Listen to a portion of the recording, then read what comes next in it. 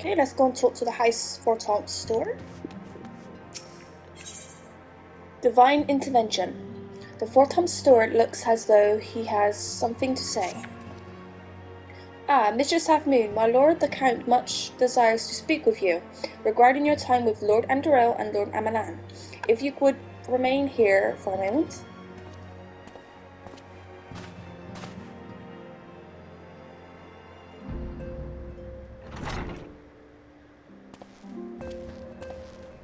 The hero returns.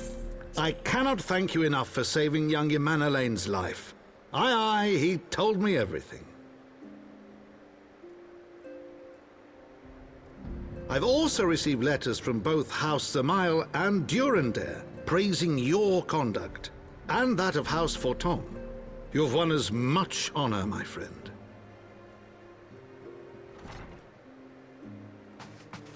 My lord! What is it? Speak. Pray, forgive the intrusion, my lord, but I bring grave tidings. Master Alphino and Mistress Tataru have been detained on suspicion of fomenting heresy. What? Explain. They were observed entering a tavern in the lower levels on some half-dozen occasions. There, it is claimed, they made a number of inquiries. Inquiries which brought them into contact with certain elements. 'Twas this which prompted a Knight of the Heavensward to demand that they be questioned. Sir Grinno, my lord. Sir Grinno is a brute. Exceedingly accomplished brute, but a brute nonetheless. Alas, he is also a son of House Zamail.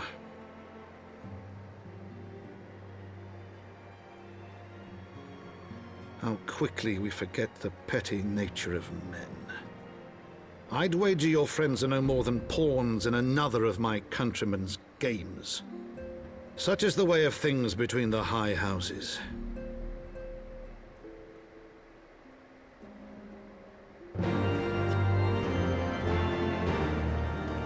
Okay, let's talk to Count Edmund. Though you have won the hearts and minds of many of my countrymen, there are those who will never be swayed, men who will dismiss your efforts and resent your successes, even as we celebrate them. It is like that one such member of the House Dismal is manipulating Sir Gurnich, for he is not a man to dabble in politics of his own volition. He may generally believe your friends to be guilty, though I am quite certain his masters know better. Yet the truth will avail us not if we cannot prove their innocence. You will do well to speak with Sir Emmerich at the congregation of our Knights Most Heavenly. He will know more of these charges. Okay, let's go.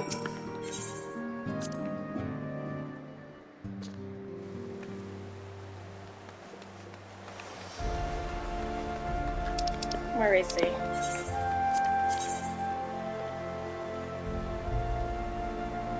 The Forgotten Knights.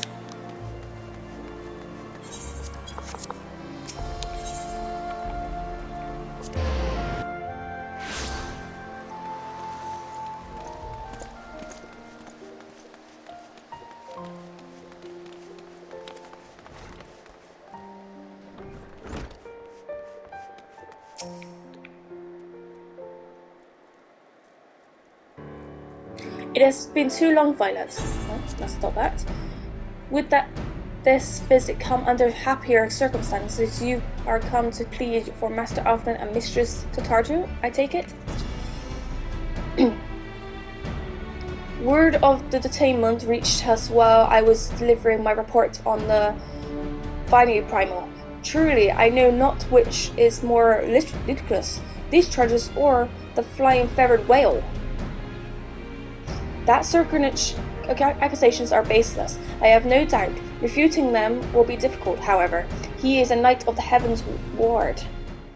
I speak of a personal guard of the Archbishop, the 12 finest knights in all of Ishgard, sworn to serve his eminence alone. Suffice it to say, their testimony is impeachable, and I have not the authority to challenge their actions. After all the signs have done, routing the heretics and defeating the Shiva, helping us defend the steps of faith and drive back the diverting horde after proving themselves true allies of the on countless occasions. Is there naught we can do? I fear there is but one path left to us. We must demand a trial by combat. But of course, in a trial by combat sanctioned by the Inquisition, the victor's claim is judged true regardless of the patrician's standing. Under Ishkanan law, a trial by combat pits the accuser against the accused. In the instance, Master Alfred and Mr. Ataro will be expected to face Sir Greenwich and a second of his choosing, another knight of the Heavensward most like. Two of them, by the Fury, that it can hardly be considered fair. Master Alfred's magical talents will not have gone unnoticed, meaning that he will have no choice but to participate. Mistress Ataro, on the other hand, is quite obviously bereft of martial skill, and should be afforded the right to name a champion in the fight in her stead. Lest you doubt, I am ready and willing to serve in this capacity, as I'm sure is Lord Hoshford. But all here present know that you are the most accomplished warrior among us, and mayhap in the realm at large. Then it is settled. I will visit Master Alfred at once and inform him of our intentions. Violet, meet me at the trouble, and when you are made ready, until then, my friend.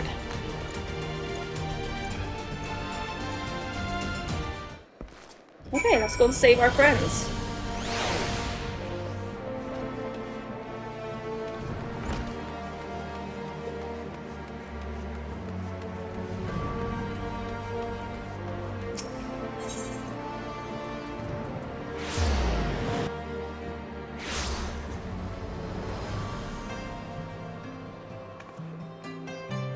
Where we gotta go this way?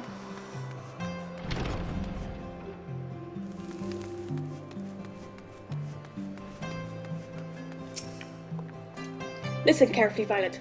When the trial begins, the petitioner will be asked to reinstate his charges, and accused invited to respond. Then, in accordance with the law, they will be asked to reinstate their request for a trial by combat.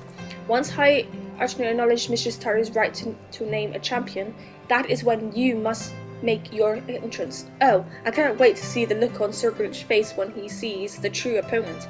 It will be priceless. More seriously, should you begin to lose heart, look at me in the stands, and I shall cheer you so loud, you will wonder how you could ever have conceived to doubt yourself. Now, are you ready?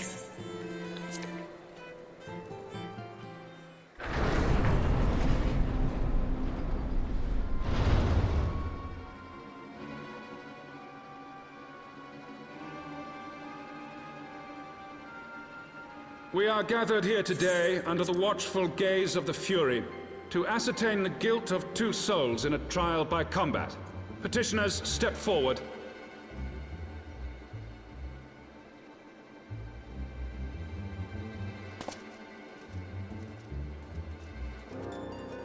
Sir Grino, for the benefit of all here present, I would ask you to repeat the charges which you have leveled against this man and this woman.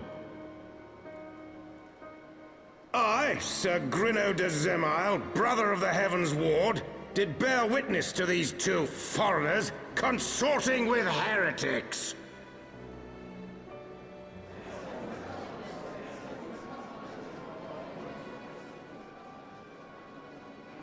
Let the accused step forward.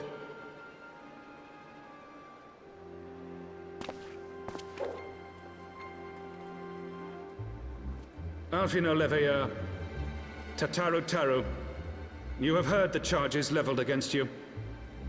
Will you take up arms to refute Sir Grino's claim, and thereby prove your innocence in the eyes of gods and men? I, Alfino Leveilleur, am innocent of this charge, and claim my right to trial by combat. I, Tataru, am innocent of this charge. But I am no warrior and cannot fight. So, I claim the right to name a champion.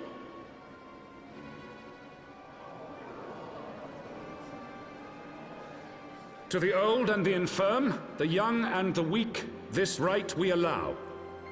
Very well. Who will stand for this woman?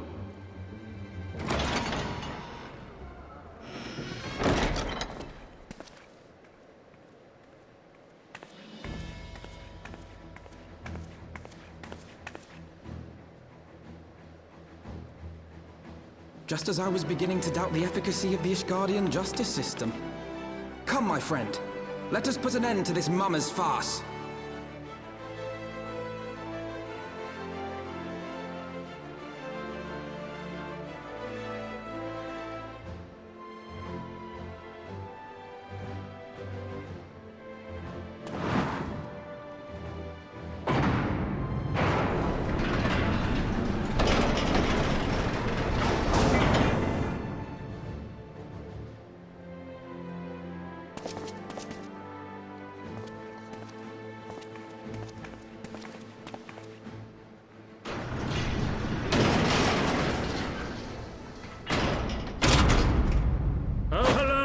Render unto us your judgment.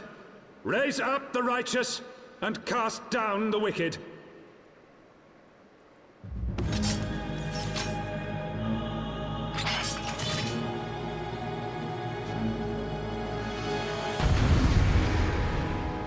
Okay, let's do this.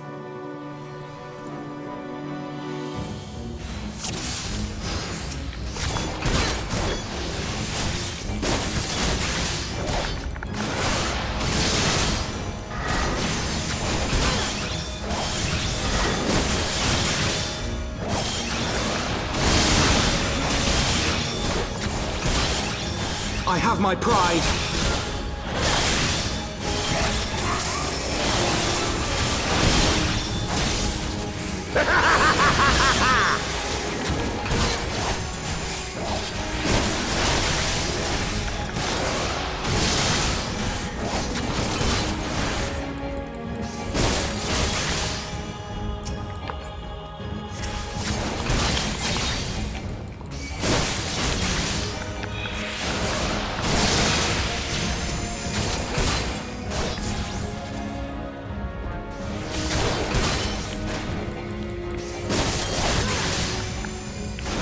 I've got you now.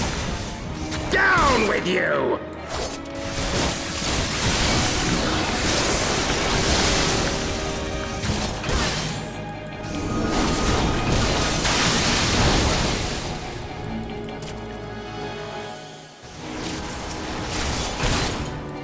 Your turn.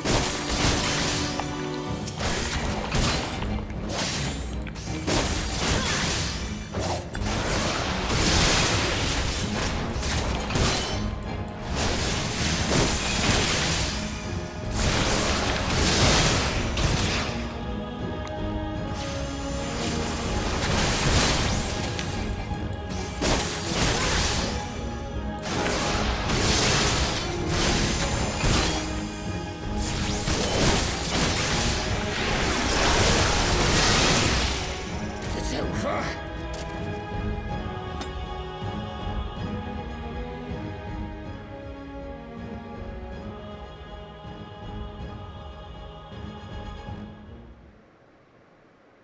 They won. We won!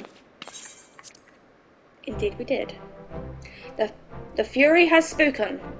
Alphen Olivier and Taru, you are hereby acquitted for all charges.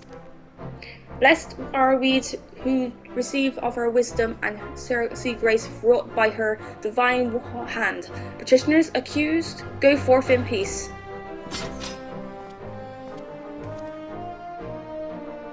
Delivered from the ultimate demise yet again, my thanks, as always.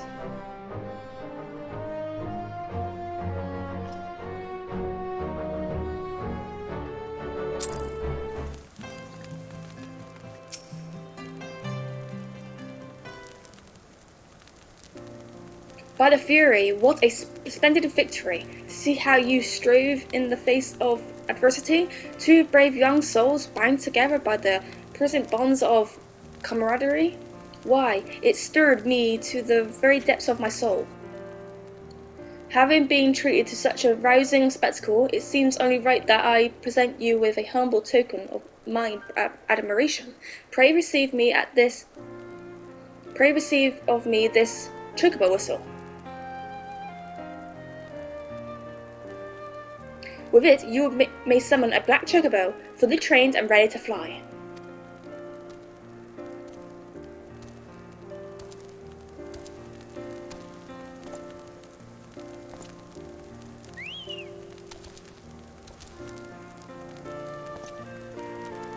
Magnificent, is she not? Strong yet sleek, elegant yet eager. What say you, Violet? Will you take her for your steed?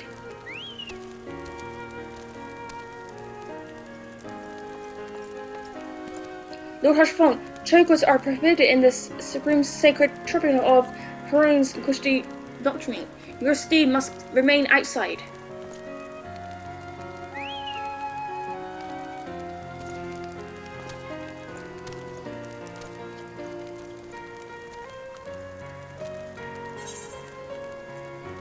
Okay.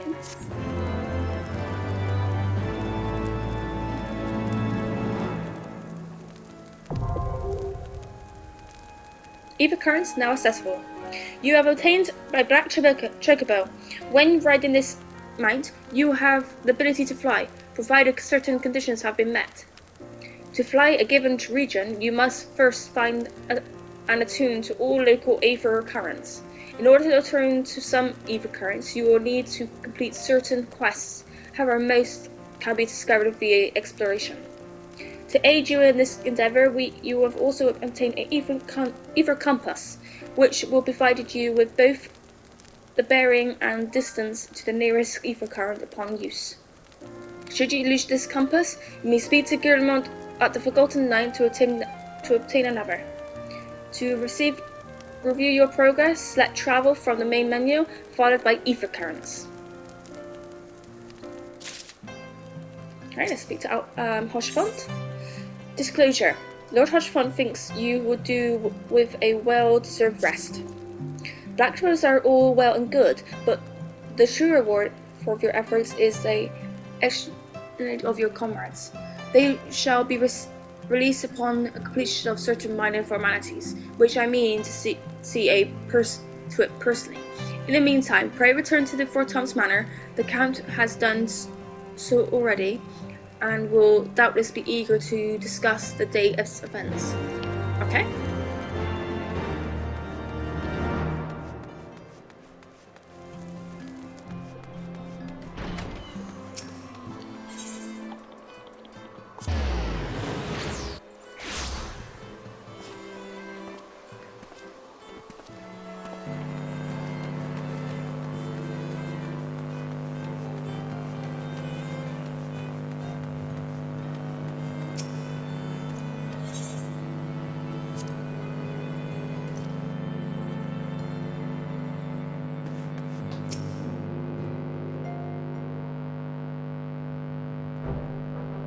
Hello smiles on us yet again, Mistress Half Moon, guiding you to the victory and setting your comrades free.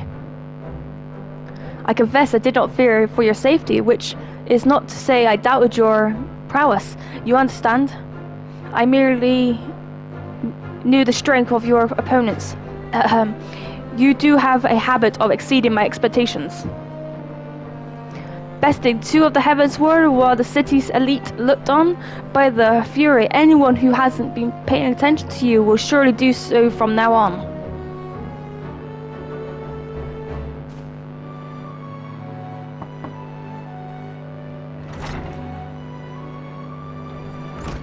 My lord,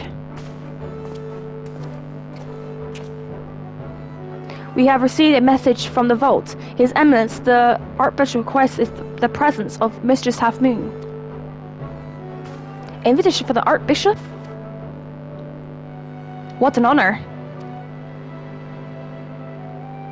A personal summons is indeed a great honor, and given recent events, you would be wise not to delay. Go, Mistress Half Moon, we shall speak anon. A priest will be awaiting for you outside the vault. Identify yourself to him and he will escort you inside. Okay?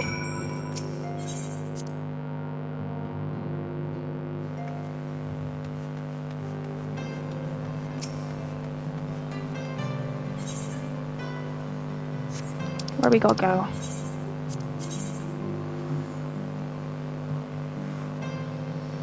Oh, it's just up here.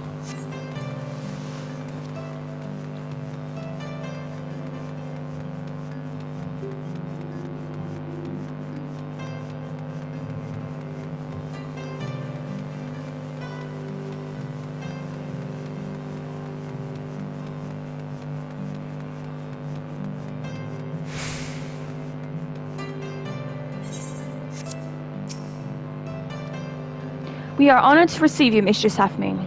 This way, please.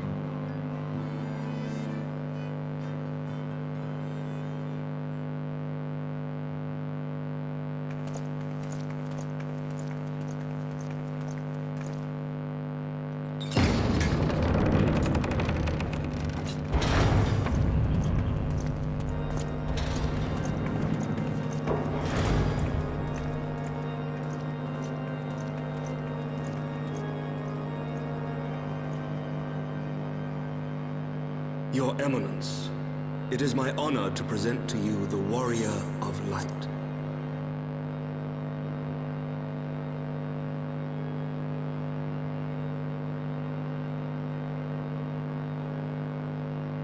I have heard the tales of your many grand endeavors.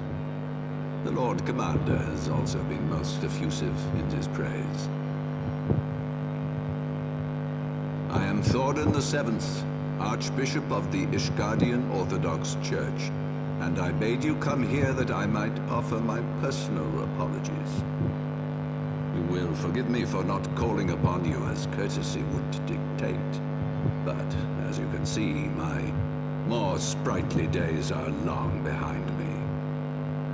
But I digress. Your companions were wrongly accused of heresy and subjected to gross indignities.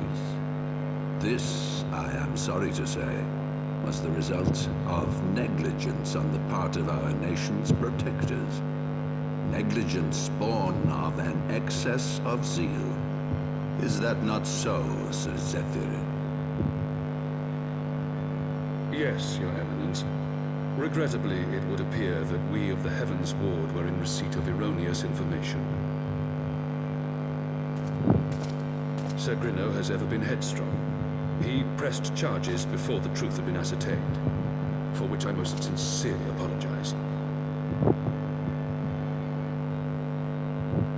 An unfortunate misunderstanding born of an earnest desire to serve Ishgard, but one which should never have occurred. For who could doubt the character of those who bested Shiva and drove the Horde from the steps of faith? Not I.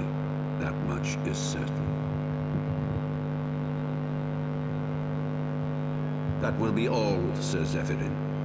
I would speak with our guest in private. Your Eminence,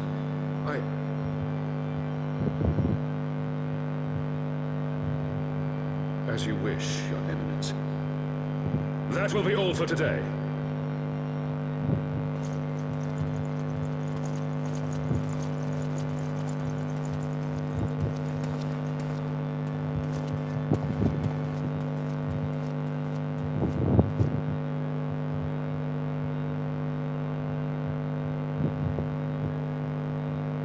Privacy is a luxury rarely afforded one in my position.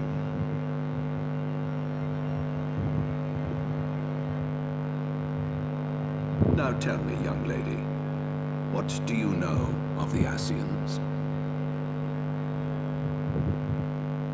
Much and more, I shouldn't wonder, being the bringer of light. You should know that I myself have met with them, have entertained them as guests, even.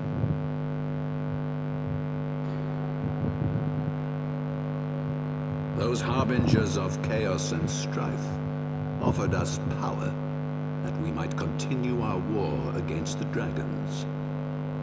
I have no intention of aiding their cause, of course, nor less of being their puppet.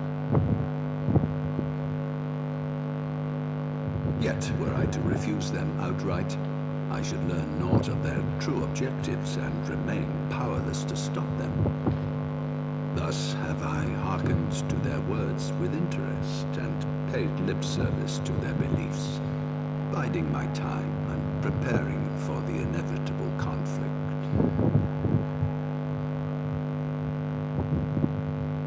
And why do I tell you this?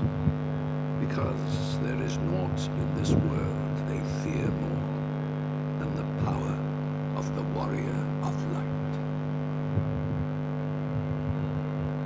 If we are to rid ourselves of these vile interlopers, we must needs work together. With our combined strength, I have faith that we can wrest Eorzea from their grasp and pave the way for a lasting peace. Think on it.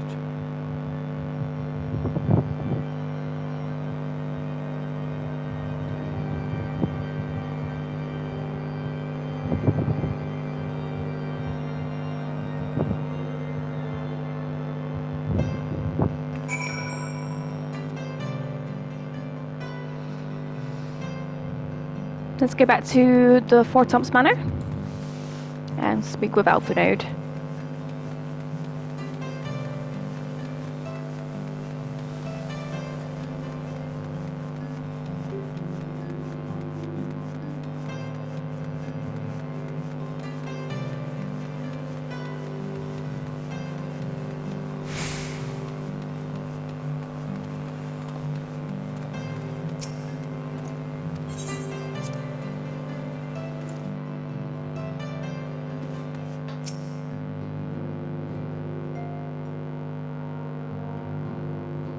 There you are. I confess, I was more than a little concerned when I learned that you had been summoned to the vault. What did they want with you?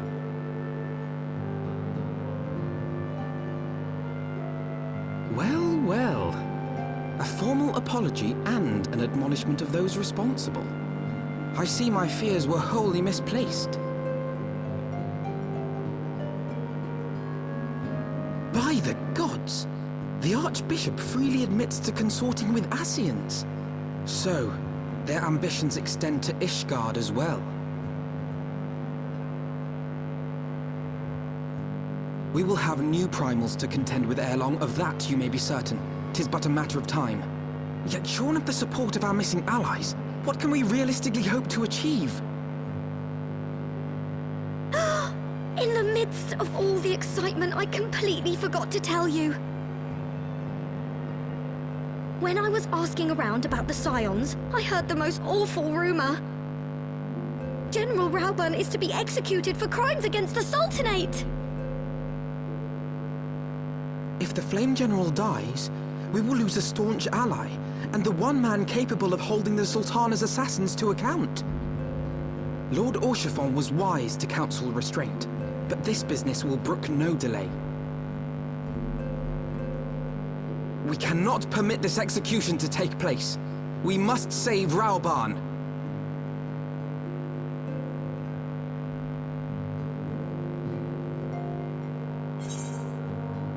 Okay.